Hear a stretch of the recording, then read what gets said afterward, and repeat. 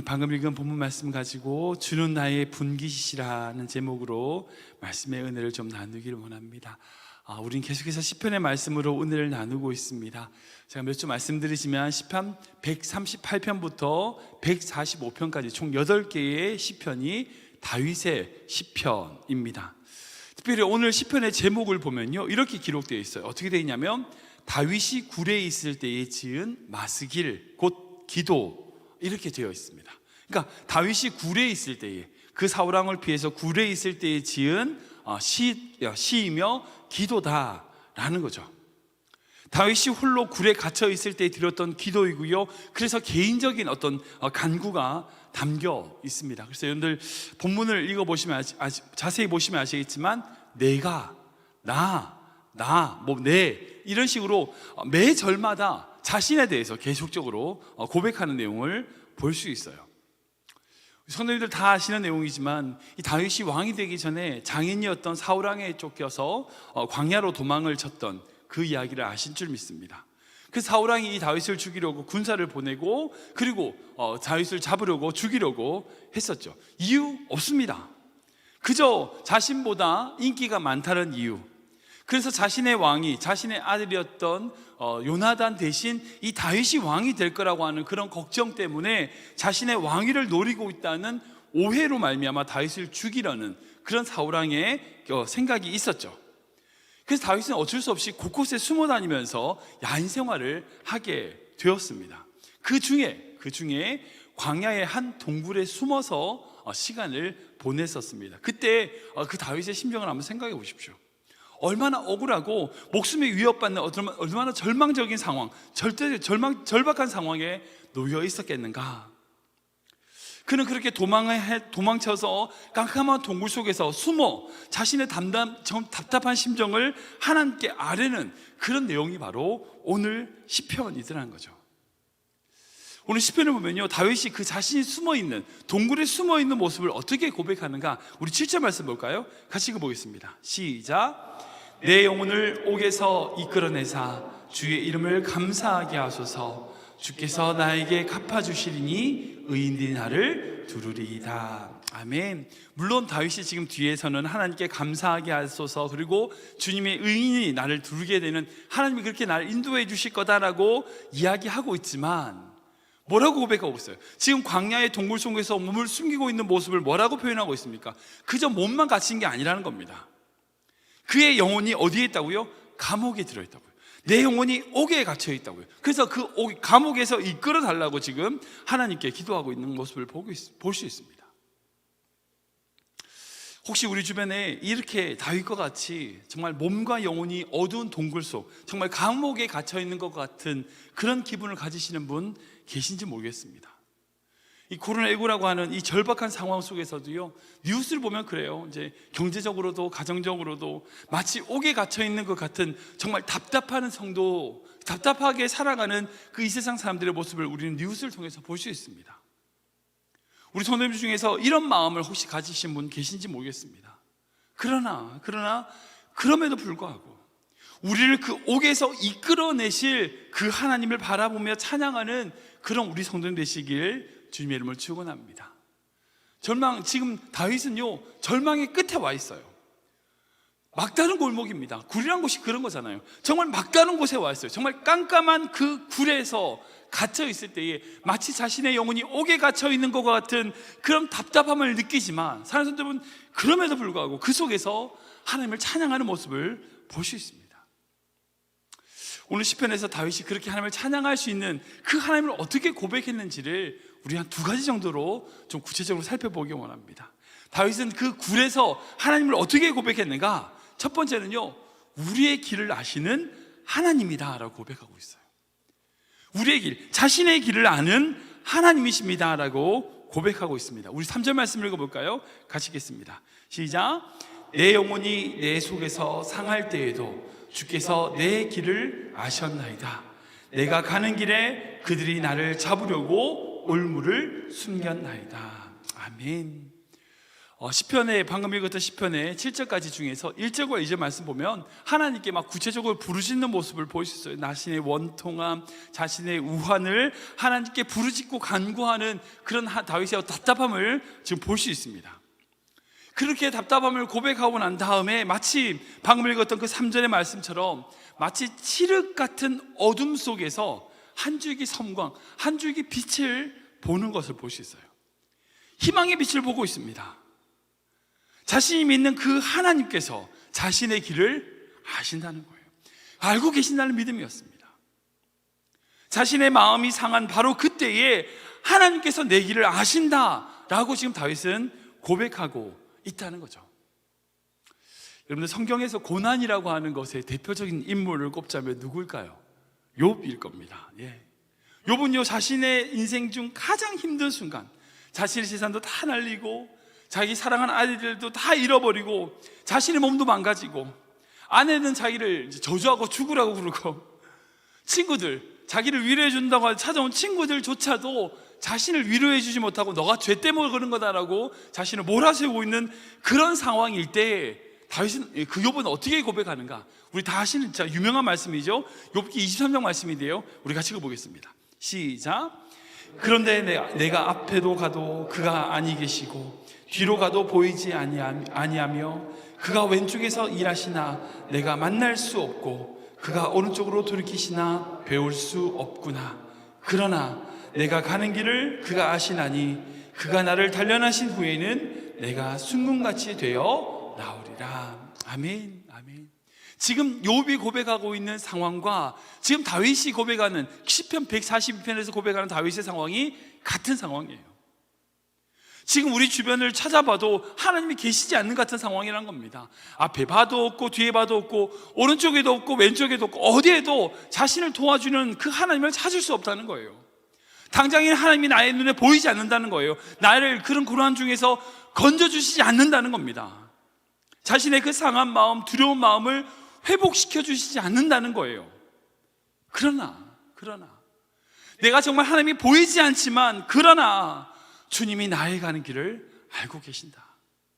나를 보고 계신다. 이 믿음의 한 줄기의 희망의 빛을 이 다윗과 욥은 보고 있는 겁니다. 이 빛 때문에 다윗과 욥은요, 자신의 그 모든 환경 속에서 하나님을 찬양하고 고백할 수 있었던 것을 볼 수 있어요. 2010년도에 칠레 남부의 한 구리 광산에서 광산 갱도가 무너지는 매몰 사고가 일어났습니다. 워낙 유명한 사건이어서 여러분들도 기억하시리라 생각됩니다. 10년 전의 일입니다. 지하 622m 지점에 일하던 광부 33명이 갑자기 무너져 내린 강도에 갇혀서 생사를 확인할 수 없는 그런 상황에 빠졌습니다. 그래서 광산 회사에서 이 광부들이 생존하는 것을 알기 위해서 필사적으로 노력을 기울여서 결국 사고가 난 지 14일 만에 추정 매몰 지역에서 이 사람들이 살아있다고 하는 메시지를 받게 됩니다. 어떻게든지 뭐 종이었는지 어떤 소리였는지 이 사람들이 살아있다는 거예요. 그 안에 33명이 다 살아있다는 겁니다. 그때부터 그 33명을 구출하기 위하여 칠레 정부와 모든 민간단체에서 필사적으로 노력을 기울였습니다. 이게 워낙 뉴스가 되는 바람에 전 세계에서 관심을 가지게 되었죠. 그래서 뭐 대통령이라든지 그 칠레 대통령이라든지 장관들이 그 현장에서 살다시피 하면서 구조대를 지휘하고 심지어는 외국에서 도움을 주는, 그래서 미국의 나사에서 이제 화성이든지 뭐 심해 탐사하는 어떤 땅을 잘 파는 어떤 기계가 로봇이 있었다고 합니다. 그걸 급파해서 그 구조에 동참하기도 했다고 합니다. 그래서 그 나사의 기계 덕분에 원래는 석 달 이상 걸릴 것을 50일 만에 파가지고 결국 그 33명의 모든 전원이 구조가 되는 기적이 있었습니다. 여러분들 이 뉴스 기억나실지 모르겠어요. 제가 사진을 준비하다가 특별히 사진 괜찮은 게 없어서 못 띄워드리는데 아무튼 이 뉴스 기억하실지 모르겠어요. 근데 놀라운 건요, 그 기본적으로 69일이라는 기간은요 사람이 생존할 수 없는 기간입니다. 희망으로 살아갈 가능성이 거의 없습니다. 기본적으로 매몰되면 한 20일 정도면, 최장 20일 정도 되지 않아서 다 사망하게 되어 있는데 놀랍게 그 모든 사람 한 명도 죽지 않고 그 모든 사람들이 살아서 돌아왔습니다. 돌아올 수 있었던 이유가 뭔지 아세요? 희망 때문이었습니다. 만약 그 위에서 그 광부, 갇혀있는 광부들과 연락이 되지 않고 69일 동안 땅을 팠다면 그 중에 아무도 살아나지 못했을 겁니다. 근데 그들과 계속 연락하면서 지금 파고 있다, 구출할 거다, 너희들 힘을 내라, 이런 메시지를 계속 주니까 그런 메시지들을 말미암아 거기 정말 더러운 물밖에 없고 살아갈 수 있는 환경이 거의 없지만 거기서 그들이 건들 수 있었다는 거죠. 욥도 마찬가지입니다. 자신의 안에 모든 것이 무너져가는 절망의 순간에도요, 주변에 아무도 도와줄 사람이 없는 그런 순간에도요, 하나님이 자신의 희망이 되셨던 겁니다. 다윗도 자신이 지금 억울하고 힘들고 자신의 원통함과 자신의 그런 어처구니 없는 당황스러운 답답한 상황들이 있다 할지라도요, 하나님이 그 인생 가운데 희망이 되셨다는 것을 주께서 내 길을 아셨다이나 라고 고백하고 있다는 거예요. 사랑하는 여러분, 이 세상은요 답답한 세상입니다. 희망, 이 세상에는 없습니다. 그러나 희망이 없는 세상에서 우리가 희망을 가지는 것, 그게 믿음입니다. 그게 믿음입니다. 희망이 없는 이 세상에서 하나님이 주시는 한 줄기 빛을 보고 나아가는 삶, 여러분, 그것이 믿음의 길이라는 겁니다. 우리가 그러게 살아갈 수 있다는 겁니다. 우리 인생 가운데 어떤 문제가 있다 할지라도 주께서 내 길을 아신다, 하나님이 나를 아신다 라고 하는 믿음으로 한 걸음 한 걸음 걸어나가는 귀한 되시길 주님으로 축원합니다. 두 번째로, 다윗이 그런 굴에 갇혀있는 그런 절망적인 상황에서 하나님을 어떻게 고백했느냐? 우리의 분깃이라고 고백하고 있어요. 하나님은 우리의 분깃이라, 우리의 분깃이신 하나님이라고 고백하고 있습니다. 우리 5절 말씀 같이 읽어볼까요? 같이 읽겠습니다. 시작. 여호와여, 내가 주께 부르짖어 말하기를 주는 나의 피난처시요 살아있는 사람들의 땅에서 나의 분깃이시라 하였나이다. 아멘. 여기서 분깃, 이런 건요 무슨 뜻이냐면 목, 자신의 몫이라고 하죠. 기업, 그러니까 나누어진 물건의 한 부분을 의미합니다. 그러니까 어떤 고생이라든지 어떤 자격이 있어서 당연히 나에게 주어지는 어떤 몫을 의미합니다. 그러니까 예를 들어서 전쟁에서 어떻게 싸움을 했을 때에 전리품을 거뒀을 때 내 목, 나의 분깃이라고, 내지는 부모를 통하여 내려오는 상속되는 나의 분깃이라고 표현할 수 있죠. 그래서 누가복음의 말씀 보면 탕자가 이제 아버지가 죽게 되었을 때에 받게 되는 분깃을, 몫을 달라고, 미리 달라고, 이게 정말 불효자죠. 아버지가 죽을 건 뻔한데 죽게 되면 내가 받을 걸 미리 달라는 거예요. 아무튼 그 아들에게 정해진 몫이 있다는 겁니다. 그것을 달라고 얘기하고 그것을 허랑방탕하게 쓰는 이야기가 누가복음에 등장하죠. 아무튼 다윗은요 지금 자신이 고난 가운데 있는 데에 그 고난 가운데서 하나님을 어떻게 고백하느냐? 나의 피난처이시오, 내가 당연히 누려야 될 나의 분깃이다 라고 고백하고 있어요. 이 믿음은요 하나님이 내가 가질 수 있는 당연히 누려야 될 몫이다 라고 얘기하는 겁니다. 그렇게 고백하는 거예요. 이 믿음이 다윗을 붙들어주는 겁니다. 여러분들 아시겠지만 아이들이 이제 사춘기가 되면 부모들에게 말을 안 듣고 대들고 심하게 말을 하기도 하고 대들죠. 왜 그런지 아세요? 부모의 사랑이 분깃이기 때문이에요. 부모가 자신에게 주는 사랑이 당연하다라고 생각하기 때문이에요. 오늘 시편을 보자면요 자신의 분깃으로 생각하기 때문이라는 거예요. 부모의 사랑이 당연한 것이기에 요구하고 대들고 그렇게 한다는 거죠. 반대로요, 예를 들어서 입양되거나 그러니까 내가 정말 부모가 아니라는 걸 알고 있는 가정에 가서 그 아이가 행동하는 거 보면 전혀 달라요. 그러니까 부모에게 하는 말과 다른 사람에게 하는 말이 아무리 사랑을 해주더라도요 태도가 달라요. 정말 태도가 달라요.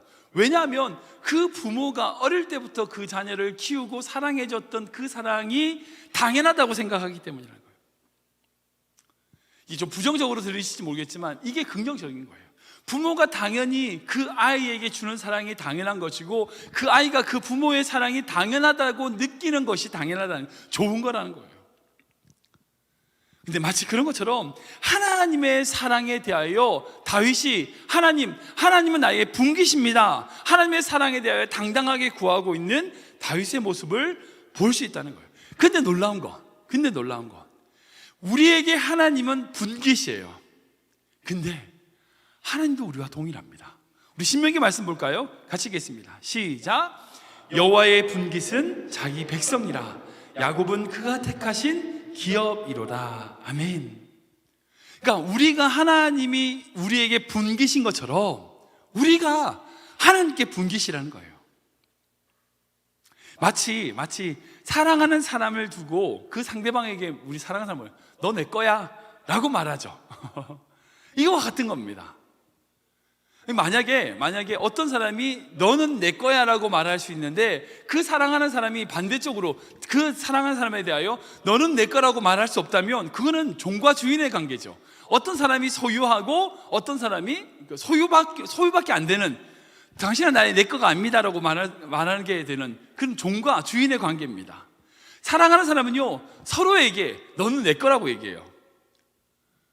서로에게 분기십니다.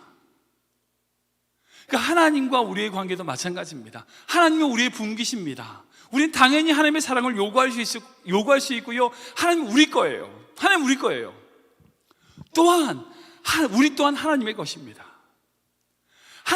우리가 하나님의 분기시라고요. 하나님의 기업입니다. 하나님의 것이에요. 우리는 하나님의 것, 하나님은 우리 것. 여러분, 이게 사랑이란 거예요. 이게 믿음의 길입니다. 이 사랑의 관계란 겁니다. 우리 귀한 성도들, 하나님이 우리의 분기심을 기억하고 어떤 문제와 환경일지라도 하나님께 여러분들의 모든 것을 아뢰 수 있는, 그리고 그 모든 것을 아뢰므로 하나님의 인도하심을 받을 수 있는 귀한 성도 되시길 주님으로 축원합니다. 말씀을 정리하겠습니다. 다윗은요, 지금 굴에 갇혀 있어요. 절망적인 상황입니다. 인생의 막장입니다. 끝이에요. 더 이상 물러갈 곳이 없습니다. 뒤가 막혀 있으니까 더 이상 갈 곳이 없습니다. 숨을 내야 더 이상 숨을 곳이 없습니다. 자신의 생명을 보존하기 위하여 별의 별짓을 다하면서 살아왔습니다. 다윗의 삶요, 비참해요. 그러나 다윗이 그런 환경과 상황일지라도 그의 입에는 찬송이 끊어지지 않았습니다. 그의 입에는요, 하나님의 사랑이 끊어지지 않았습니다. 그 이유가 뭘까? 두 가지입니다. 하나님이 자신의 길을 안다는 거예요. 그 하나님이 아신다고 하는 그 자그마한 희망의 빛, 그 섬광을 보고 그는 찬송할 수 있었습니다. 또한 그 하나님이 바로 그의 것이기 때문입니다. 하나님의 사랑을 요구할 수 있는 당당한 그 다윗의 믿음, 분깃이라고 고백하는 그 다윗의 믿음이 있었기 때문이라는 거예요. 우리 크리스찬 모든 성도님들, 정말 여러분들 인생 가운데 어떤 문제와 상황이 있다 할지라도 지금 다윗이 고백했던 이 고백으로 하나님께 찬양하고 나아가는 귀한 성도 되시기 주님을 축원합니다. 어떤 환경일지라도요, 우리의 끝이 아무리 절망적인 상황일지라도요, 하나님은 우리의 길을 아십니다. 또한 하나님은 우리 겁니다. 우리가 하나님의 것인 것처럼 하나님이 우리 것입니다. 이렇게 고백하면서 하나님께 고백하고 찬양하는 귀한 성도 되시길 주님으로 축원합니다.